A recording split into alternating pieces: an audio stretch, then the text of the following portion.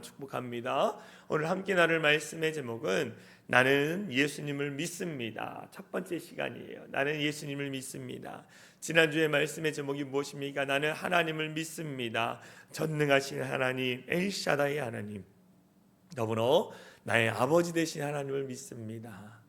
더불어 어떻게 합니까? 창조주이신 하나님 아버지를 내가 믿습니다 라는 고백을 우리가 올려드렸어요. 우리가 사도신경을 통해 이 하나님 아버지를 믿습니다 라고 고백하고, 오늘 우리는 이 사도신경을 통해서 삼위일체 하나님이신 한 분이신 우리 성자 예수님을 내가 믿습니다. 우리는 사도신경의 고백을 통해서 우리는 삼위일체 하나님을 고백하죠. 성부 하나님, 성자 예수님, 성령 하나님을 믿습니다 라고 고백하고 있습니다. 이 사도신경은요, 세 개의 문단으로 이어져 있습니다. 이 각 문단은 성부, 성자, 성령 하나님에 대한 고백으로 나누어져 있죠. 근데 그 중에서 가장 많은 분량을 차지한 부분이 어떤 부분이냐? 오늘 우리가 나눌 성자 예수님, 예수 그리스도에 대한 고백이라는 거예요. 사도신경 전체의 3분의 2가 이 성자 예수님에 대한 고백으로 담겨 있습니다. 이것은 우리의 신앙이 예수님을 중심으로 형성되어야 한다라는 것을 말씀해 주고 있어요.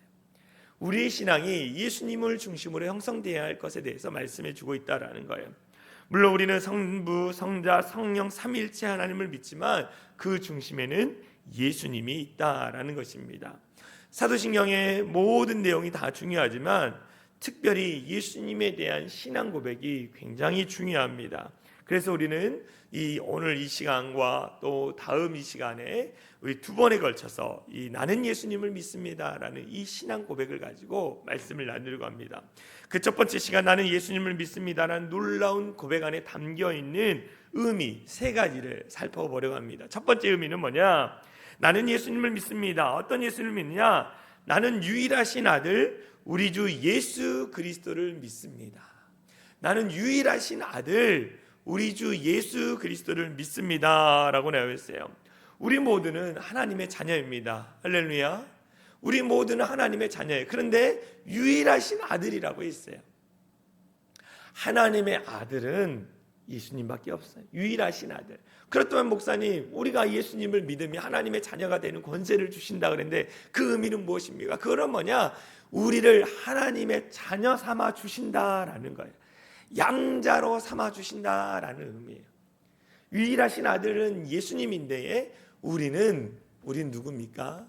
하나님이 예수님을 믿는 자들을 양자 삼아 주셔서 자녀가 되는 권세를 주신 거예요.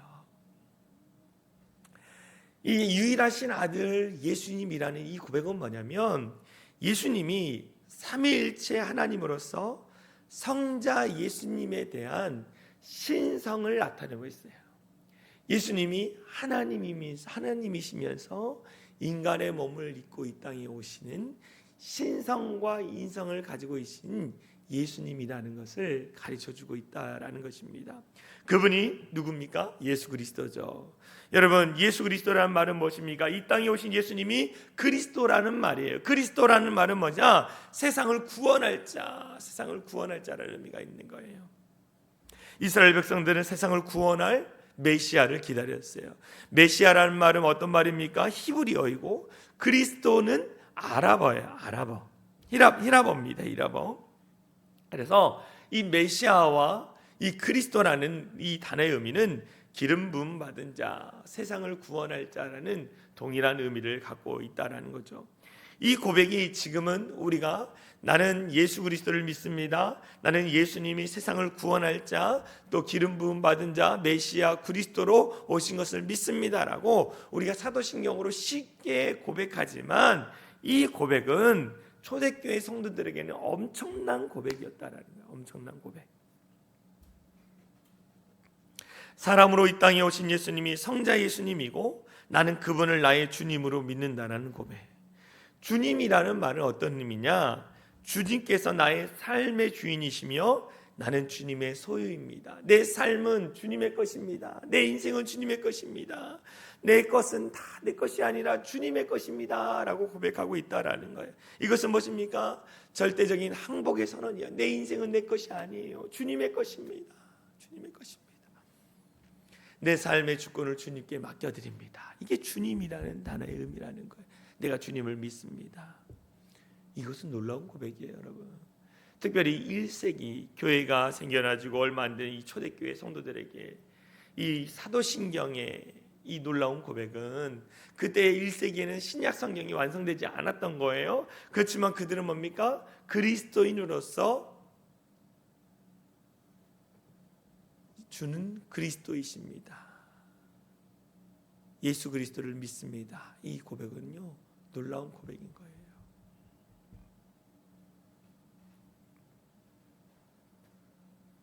여러분, 사진 하나 보면 이 사진에 나와 있는 것이 무엇입니까? 물고기 모양입니다. 이 물고기 안에 이 단어는 헬라어로 익투스라고 합니다. 물고기를 이제 이 헬라어로 익투스라고 하는데 이 발굴된 초대교회 시대 유적을 보면 물고기 형상이 많이 그려져 있었습니다. 당시 그리스도인들의 신앙 고백이었어요. 물고기 형상이 신앙 고백이 된 유래가 있습니다. 이 로마 제국 시대에 통치하던 시대에 기독교인들은 예수님을 믿는다는 이유로 수많은 핍박을 당했어요. 많은 사람들이 체포되고 고문당하고 심지어는 죽임을 당하기도 했습니다. 그런 상황에서 그리스도인들은 은밀하게 예수님을 믿을 수밖에 없었어요. 왜요? 드러내서 믿으면 잡혀가기 때문에, 고문당하기 때문에. 그래서 조용히 믿기 시작했습니다. 그런데 이 조용히 은밀하게 믿는 이 기독교의 복음이 많은 사람들에게 전달되어졌죠. 그래서 기독교인들의 숫자가 넘쳐났다라는 거예요. 넘쳐났다는 거. 그래서 핍박이 더 심해지고 지하 묘지인 카타콤에 모여서 그들을 예배하고 그곳에 거주하기도 했습니다. 이런 극한 상황 가운데 서로 접촉하고 모이는 일들을 했는데 서로 그리스도인인 것을 알아볼 수 있는 표시가 뭐였어요? 이 물고기 모양의 목걸이나 또 물고기 모양을 그릴 때에 그 사람이 그리스도인 것을 알게 되는 거예요. 그래서 이 물고기 상징이 나는 그리스도를 믿습니다. 여기 보면 밑에 헬라어 문장이 나와 있어요. 예수스 크리스토스 데우 휘오스 소테르라는 단어예요. 잘 보시면 이 익투스라는 단어에 이 예수스 크리스토스 테오 히토스 소테르라는 이 단어에 앞자만 띄어서 모으면 익투스라는 단어가 되는 거예요. 그러니까 익투스라는 물고기라는 단어이지만 그 내용은 예수 그리스도는 하나님의 아들 구세주입니다. 예수 그리스도는 하나님의 아들 구세주입니다라는 이 헬라어의 문장이 이 앞글자만 띄어서 익투스가 됐다라는 거예요. 그래서 이 물고기 모양을 은밀하게 그리면서 예수는 그리스도이십니다. 하나님의 아들이십니다. 나는 예수님을 믿습니다. 라는 의미로 서로 알 수 있었다라는 것입니다. 물고기 상징은요, 생사의 갈림길이 되는 중요한 것이었습니다. 중요한 거였어요. 사실 오늘 우리도 마찬가지로 예수 그리스도가 하나님의 아들 구세주라는 사실을 믿음으로 고백하느냐 또는 고백하지 않느냐가 영원한 생명과 영원한 사망으로 나아가는 거예요. 하나님의 아들이신 예수 그리스도, 나를 구원하실 예수님, 내가 그분을 믿습니다라는 고백을 할 때에 영원한 생명이 있는 천국으로 들어갈 것이고, 만약 이것이 믿어지지 않고 고백되어지지 않을 때에는 어떻게 합니까? 영원한 사망으로 들어간다라는 거예요.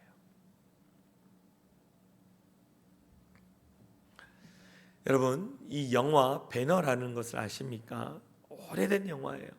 그런데 이 영화가요, 아직도 명절 때마다 한 번씩 틀어집니다. 이 공중파에서 나오죠.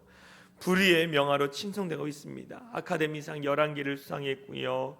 정말로 너무나 뛰어난 영화입니다. 이 원작자가 누구냐면 루 월리스 장군이라는 사람입니다. 그는 본래 안티 크리스천이었어요. 예수님을 믿지 않는 자였어요. 예수님을 믿는 자들을 싫어하는 자들이었습니다.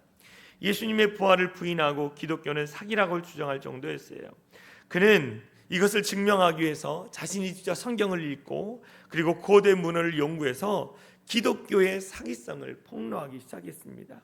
사람들이 기독교에 넘어가지 않도록 하겠다는 사명감에 불탔다는 거예요. 그래서 안티크리스천으로서 책을 쓰다가 양심의 갈등을 느꼈습니다. 그리고 그가 쓰던 그 펜을 꺾고 그 자리에서 무릎을 꿇었어요. 그리고 예수 그리스도 앞에 이렇게 고백했습니다. 나의 주 나의 하나님, 나의 주 나의 하나님. 그가 성경을 연구하고 고대문을 보면서 예수님이 사실이라는 것을 깨달은 거예요.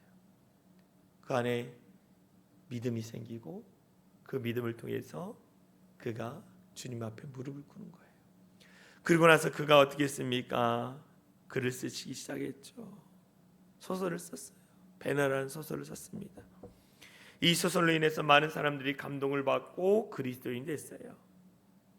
이처럼 예수 그리스도에 대한 신앙 고백은 인생을 바꾸는 거예요. 인류 역사도 예수님의 탄생을 기준으로 BC와 AD로 나누어지지만 개인사도 마찬가지예요. 예수님을 만난 신앙 고백을 한 이전과 이후의 삶은 완전히 달라지는 거예요. 예수님을 만나고 나서 인생이 완전히 달라지는 것입니다. 우리도 마찬가지일 거예요. 더불어 이런 인생의 변화가 일어나길 기다리는 수많은 사람들이 있습니다.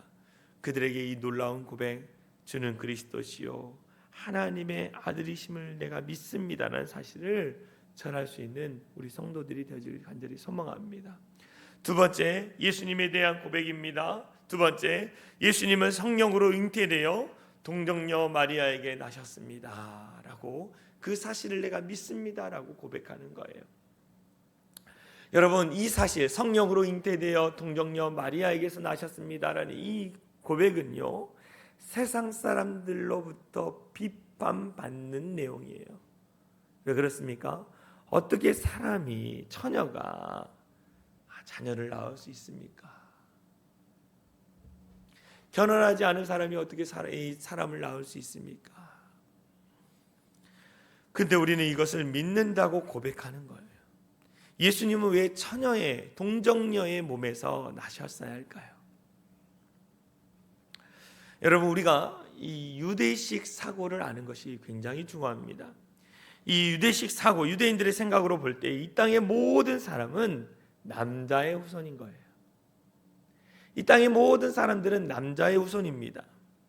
성경에 누가 누구를 낳고라고 기록되어 있는데 모두 누구의 후손입니까? 남자의 후손으로 기록되어 있는 거예요. 그런데 이 예수님은 여자의 후손으로 오신다고 구약에 예언되어 있습니다. 여자의 후손으로 온다고 예언하고 있어요. 남자의 후손, 즉 아담의 후손은 모두가 타락하여 그 속에 죄가 있습니다. 이 문제를 해결하면 남자의 후손으로 올 수가 없다는, 이 문제를 해결하려면 남자의 후손, 이 원죄를 가지고 태어난 사람이 인간의 죄 문제를 해결할 수 없는 거예요. 그래서 성경은 뭘 했냐? 여자의 후손을 이야기한 것입니다. 이 의미를 사람들은 잘 몰랐어요. 도대체 여자의 후손이라는 것이 무슨 의미인지를 잘 몰랐습니다. 하나님께서 동정녀를 통해서 예수님을 보내주실 것을 이미 구약 성경이 예언했. 여자의 후손인 예수님, 여자의 후손이 한 번도 남자를 가까이 하지 않은 처녀의 몸에서 예수님이 오셨다는 것은 원죄가 없으시다는 뜻이에요. 이 사실을 믿는 것이 우리의 신앙의 고백입니다. 어떻게 이것이 믿어집니까? 내가 믿는다고 믿어지는 게 아니에요. 다짐에 쓴다고 내가 믿어지는 게 아니에요. 말씀이 내 안에 들어오고 성령 깊이에서 내 마음과 생각을 주장하시도록 내어드리면 이것이 믿어지는 거예요. 여러분, 하나님 앞에 우리의 생각을 내려놔야 돼요. 우리의 이성으로는요 믿을 수 없어요. 하나님이 주신 믿음으로 말미암이 우리가 이 사실을 믿을 수 있다라는 거죠. 더불어 우리의 생각 안에 하나님이 전능하신 분이라는 사실을 인정하기만 하면 이것은 아주 쉬운 이야기가 되는 거예요. 하나님이 전지전능하신 분이라는 사실을 믿을 때에 이것은 어떻게 합니까? 내 마음 안에 믿어지는 거예요. 여러분, 마리아의 잉태 사건, 이 동정녀 마리아에게서 나신 잉태 사건은 한마디로 말하면 하나님께서 역사하신 초자연적인 사건이라는 거예요. 초자연적인 사건. 오늘날 많은 사람들이 동정녀 탄생 교리를 받아들이지 못합니다. 근데 사실 여러분 성경을 읽어보면 누구도 믿지 못했어요. 마리아도 믿지 못했어요. 본인조차 믿지 못했어요. 마리아의 약혼녀인 요셉조차도 이 사실을 믿지 못했습니다. 왜 그럴까요? 그 이성으로는 이해가 되지 않았기 때문에. 당시 마리아가 10대의 처녀였습니다. 근데 천사가 와서 뭐라 했습니까? 보라, 내가 잉태하여 아들을 낳으리니 그 이름을 예수라 하라. 예수라 하라. 이 말을 들었을 때에 마리아가 당황했죠. 내 생각으로는 남자와 결혼을 해서 동침해야만 자식을 낳았는데 내가 동침하지 않았는데, 그래서 마리아가 뭐라 그랬어요? 나는 남자를 알지 못하니 어찌 일이 있으리까? 라고 말했어요. 이 안다라는 건 뭐예요? 내가 남자와 동침하지 않았는데 하나님 어떻게 잉태할 수 있습니까?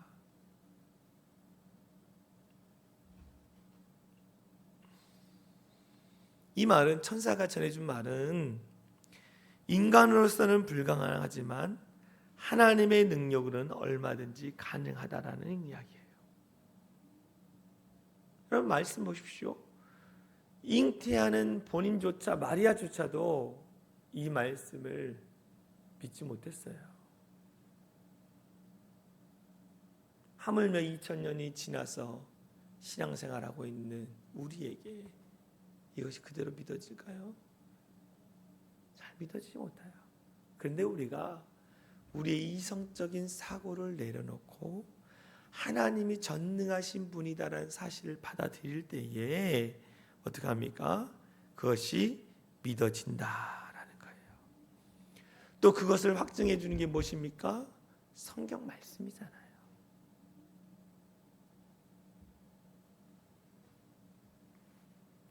이 초자연적인 일을 일으키신 분이 하나님이라는 사실을 믿어야 하는 거예요. 여러분, 온 우주 만물을 만드시고 인간을 만드신 분이 처녀의 몸에서 잉태하도록 하는 것이 어려운 일일까요? 어렵지 않은 일이에요. 어떤 분은 그래 천지창조를 믿는다고 하면서 이 마리아의 사건을 믿지 않아요. 여러분 다시 생각해 보십시오. 온 우주 만물, 무에서 유를 창조하신 하나님이 이 마리아에게 잉태한 거, 이 사건을 일으키는 게 하나님에게 너무 쉬운 일이에요. 우리가 전능하신 하나님을 믿으면 이 사실 또한 또 믿어야 하는 거예요. 더불어 이 잉태 사건은 어떤 의미가 있느냐? 하나님이 인간이 되신 사건이라는 거예요. 하나님의 아들이신 예수님이 인간의 그 죄와 인간의 고통과 아픔의 문제를 해결하기 위해서 인간의 몸을 입고 이 땅에 오신 거라는 거예요. 그래서 예수님은 뭡니까? 하나님이신 동시에 인간이시라는 거예요.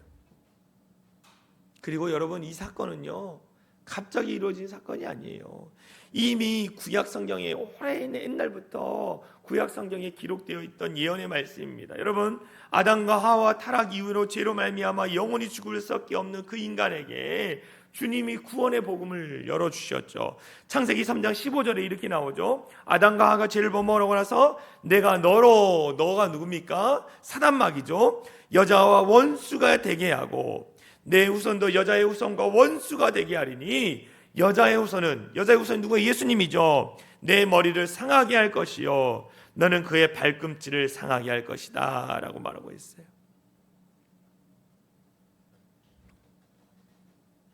사단과 여자의 후손이 예수님이 서로 원수가 된다라는 거예요. 여자의 후손은 동정녀의 몸에서 나실 예수님을 가리치고 발꿈치로 상하게 한다는 것은 십자가 고난을 의미하고 배의 머리가 상한 것은 십자가를 통해 사단이 피한다는 것을 의미하고 있습니다. 이 구절은 십자가 복음의 최초의 예언이라 원시 복음이라고 말하는 거예요. 창세기 3장 15절에. 이외에도 어떤 말씀이 있습니까? 이사야 7장 14절의 말씀이 있죠. 그러므로 주께서 친히 징조를 너에게 주실 것이라. 징조를 주신다, 사인을 주신다라는 거예요. 보라, 처녀가 잉태의 아들을 낳을 것이요 그의 이름을 임마누엘이라 하리라 라는 거예요. 처녀가 잉태의 아들을 낳을 것이요 그 이름을 임마누엘이라. 여러분, 마리아가 잉태하기 전에 몇백 년 전에 이미 하나님께서 예언의 말씀을 주셨다라는 거죠. 우리가 이성으로 볼 때는 이해가 안 되는 말씀이지만, 그러나 하나님이 전능하신 분인 것을 우리가 깨닫고 믿을 때에 하나님이 이 사인을 주신 이 말씀 또한 또 믿어서 이 예언의 말씀을 우리가 깨닫게 되는 거예요. 우리가 이 사실을 분명히 믿어야 돼요. 여러분, 성령으로 잉태하여 동정녀 마리아에게 나시고 여자의 후손으로 말미암아 나신 예수님, 그 예수님이 죽음의 문제도 해결해 주시고 인간이 겪는 많은 고통과 아픔도 아시는 거예요. 그분이 왜 아실까요? 그분이 인간의 몸을 입고 이 땅에 인간이 경험하는 모든 것을 다 경험하셨기 때문에 누구보다도 우리를 잘 아신 예수님이라는 거죠. 그래서 참된 우리의 위로자 되시고 우리의 죄의 문제를 십자가에서 다 해결해 주신 분이라는 거예요. 그래서 우리는 늘 예수님을 바라봐야 돼요. 예수님이 인간의 몸을 입고 이 땅에 오셔서 인간이 당하는 수많은 고통을 경험하시고 인간의 해결하지 못하는 그 죽음의 문제를 해결하기 위해서 십자가에 죽으셨다는 사실을 분명히 믿는 우리 성도들이 되길 간절히 소망합니다. 세 번째, 나는 예수님을 믿습니다. 어떤 예수님을 믿습니까? 본디오 빌라도에게 고난을 받아 십자가에 못 박혀 죽으신 예수님을 내가 믿습니다. 여러분, 사도신경의 내용을 보면 예수님의 탄생을 언급합니다. 동정녀 마리아에게 나시고 그 다음에 예수님이 이 땅에서 수만 가지의 일을 하셨습니다 라고 이야기하지 않아요. 예수님의 생애에 대해서 이야기하지 않습니다. 바로 무엇으로 나오나요? 예수님의 고난과 죽음에 대해서 이야기하고 있어요. 왜 십자가의 사건을 이야기할까요? 예수님의 생애도 중요하지만 그것보다 더 중요한 것은 인간의 죄의 문제를 해결할 수 있는 이 십자가의 사건이 굉장히 중요하기 때문에 예수님의 탄생 바로 다음에 십자가의 사건에 대해서 이야기하고 있는 거예요. 그런데 십자가에 못 박혀 죽으셨다라고 기록하면 될 텐데 뭐라고 말하고 있어요? 본디오 빌라도에게 고난을 받아 바로 십자가에 죽으셨다라고 말하지 않고 본디오 빌라도에게 고난을 받으셨다라고 분명하게 그것을 기록해 놓고 있어요. 왜 이렇게 본디오 빌라도에게 고난받은 내용을 기록해 놓았을까? 두 가지만 있어요. 첫째 의미는 뭐냐면 십자가 죽음의 역사성을 증거하기 위해서라는 거예요. 이 십자가에서 죽으신 그 예수님의 사건이 진짜다라는 것을 가르쳐주기 위해서 본디오 빌라도에게 고난을 받아라는 의미가 있는 거예요. 목사님, 잘 이해가 안 되는데요. 이런 의미인 거예요. 여러분, 고대에는요, 이 연대 표시를 할 때에 이 통치자, 그 당시 뛰어난 자, 그 사람의 이름을 기록합니다. 그 뭐 알렉산더 대왕 몇 년, 뭐 느부갓네살이 통치하고 몇 년 이렇게 하죠. 우리나라도 그렇게 기록하잖아요. 세종이 다스린 지 몇 년 이렇게 기록하잖아요. 마찬가지 당시에도 역사서를 기록할 때에 그 당시 그 지역을 다스린 사람의 이름을 기록했어요. 그 유대 지역을 다스린 사람이 누굽니까? 로마 총독인 이 빌라도, 본디오 빌라도입니다. 그는 유대 지방의 5대 총독으로서 AD 26에서 36년 동안 10년 동안 통치한 로마 총독이었어요. 바로 그 시대에 예수님이 그에게 직접 신문을 받으시고 십자가에 못 박혀 죽으셨다라는 거예요. 본디오 빌라도에게 고난을 받아라는 것은 뭐냐? 예수님의 십자가의 사건이 진짜다라는 것을 가르쳐주기 위해서 그 고백을 담아놨다라는 거예요. 역사적 인물이라는 사실을 확증하기 위해서 그것을 기록해 놓은 거예요. 두 번째 의미는 뭐냐? 본디오 빌라도가 십자가에 못 박았지만 역설적으로 예수님의 무죄성을 증거하기 위함이라는 거예요. 본디오 빌라도의 고난을 받아 십자가에 못 박히셨지만 그 예수님은 죄가 없으신 분이었다라는 것을 말씀해주고 있었다. 여러분, 당시 로마 정부는요, 이 유대 지역을 효과적으로 통치하기 위해서 여러 분야의 자율권을 부여해 줬어요. 자율권. 그래서 이 사형 집행을 제외하고 웬만한 사건은 이스라엘의 사내들인 공의회에 맡겼어요. 이 사내들인 공의회는 이 의원 71명의 의원으로 구성된 국회예요. 그래서 입법, 사법, 행정 정권을 가지고 있어요. 그러나 단지 사형에 해당되는 사건은 로마 총독이 직접 재판을 했습니다. 여러분, 사내들인 의원, 공의회 의원들이 이 예수님께 제목을 지었던 게 뭡니까? 신성모독죄였습니다. 신성모독죄. 그걸로 인해서 사형을 선고했어요. 그런데 그들은 사형 선고할 수 있는 능력은 없다라고 말씀을 드렸으며, 자기들이 사형을 집행할 수 없기 때문에 어떻게 했습니까? 로마 총독에게 예수님을 보낸 거죠. 근데 로마법에 의하면 신성모독죄로 말미암아 사형은 집행될 수 없었습니다. 그래서 그들이 뭐로 이 신성모독죄를 바꿨습니까? 국가반역죄로 그들이 바꿔버렸어요.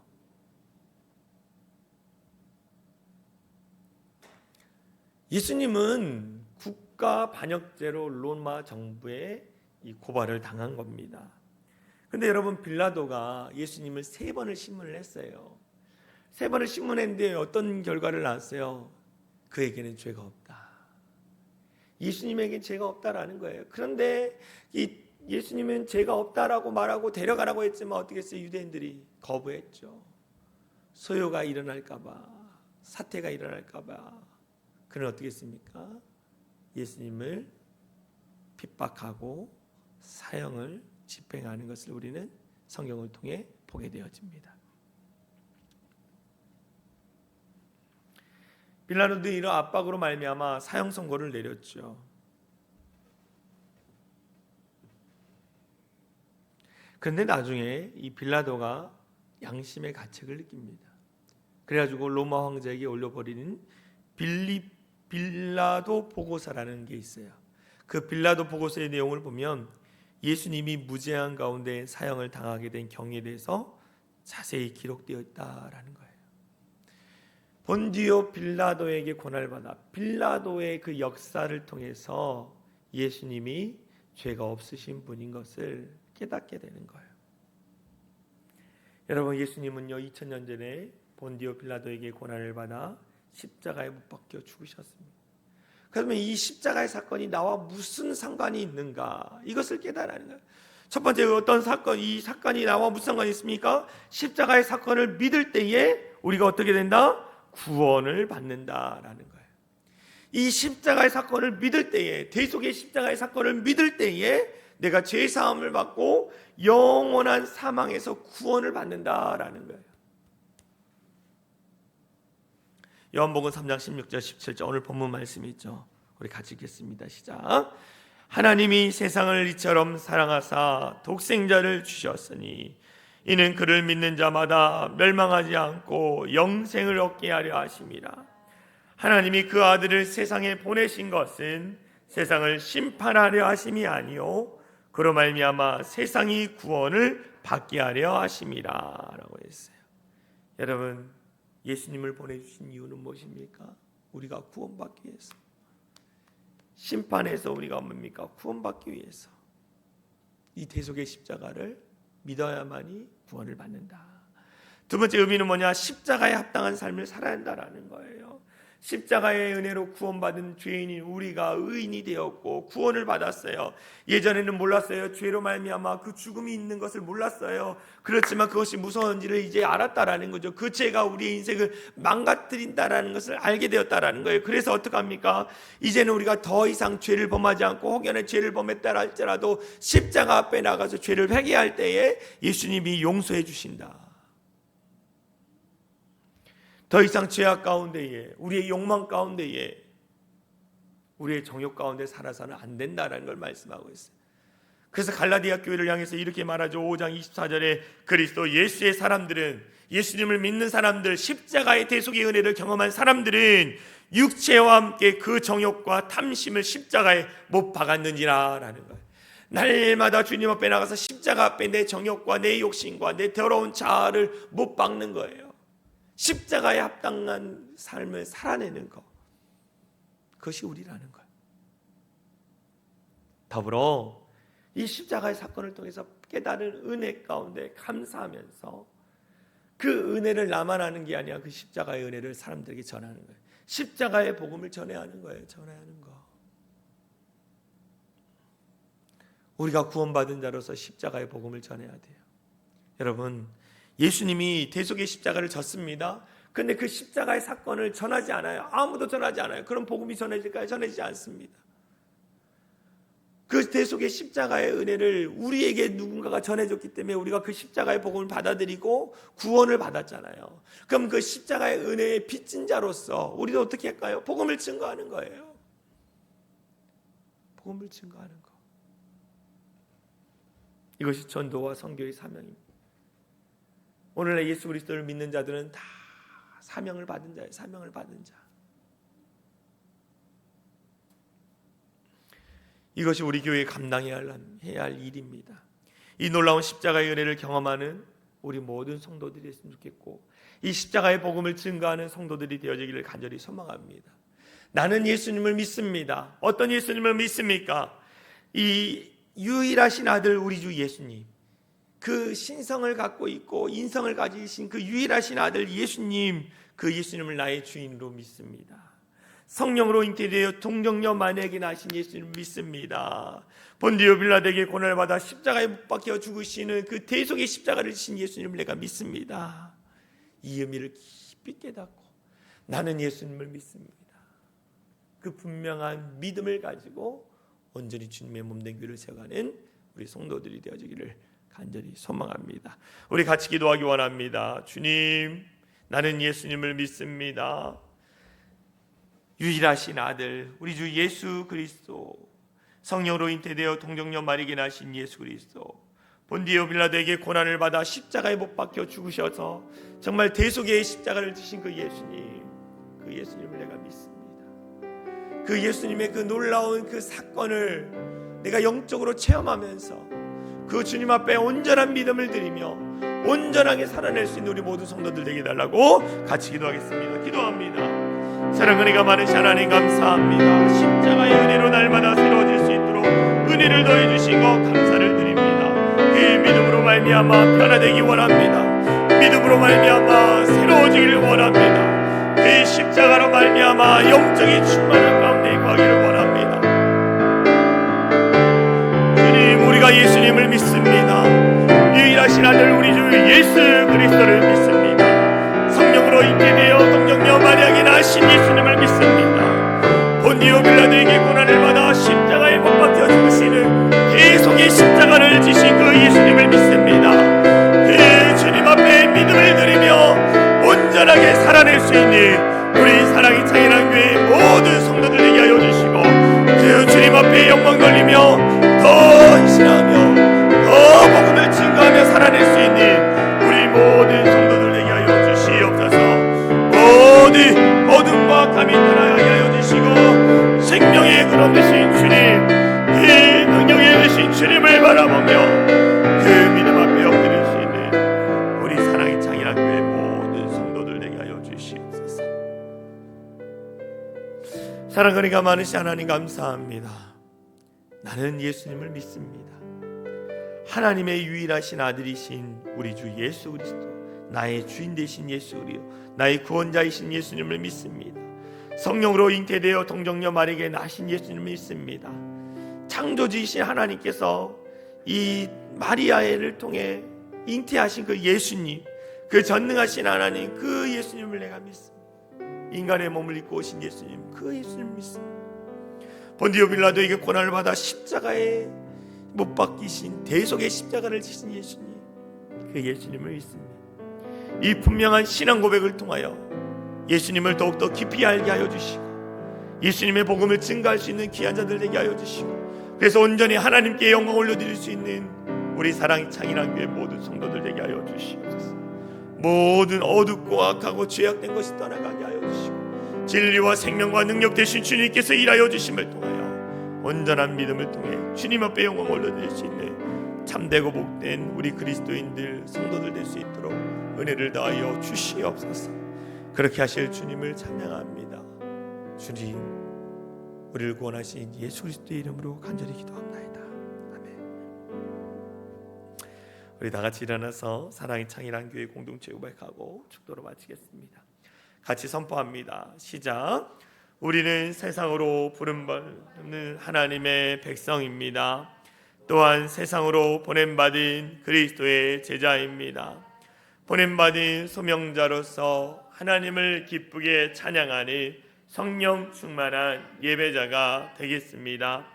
진리를 배우고 수호하는 은혜에 빚진 훈련자가 되겠습니다. 땅끝까지 복음을 전파하는 전도자가 되겠습니다. 이웃의 아픔을 함께하는 치유자가 되겠습니다. 온 성도가 하나 되는 화해자가 되겠습니다. 사회적 책임을 다하는 소명자가 되겠습니다. 그리하여 주의 나라가 이 땅에 임하며 하나님을 영화롭게 하는 교회 공동체가 되겠습니다. 아멘. 이제는 우리 주 예수 그리스도의 은혜와 하나님 아버지의 극진하신 사랑과 성령 하나님의 감화 감동 역사 충만한 은혜가 나는 예수님을 믿습니다라는 분명한 신앙 고백을 통해서 우리의 믿음이 더욱 굳건하여 주님의 교회를 세워나가는데 귀하게 쓰임받기로 결단하며 돌아가는 모든 성도들 머리 위에와 또 그들의 터전 위에, 그들의 삶의 터전 위에 이제로부터 영원토록 함께 하시기를 간절히 축원하옵나이다.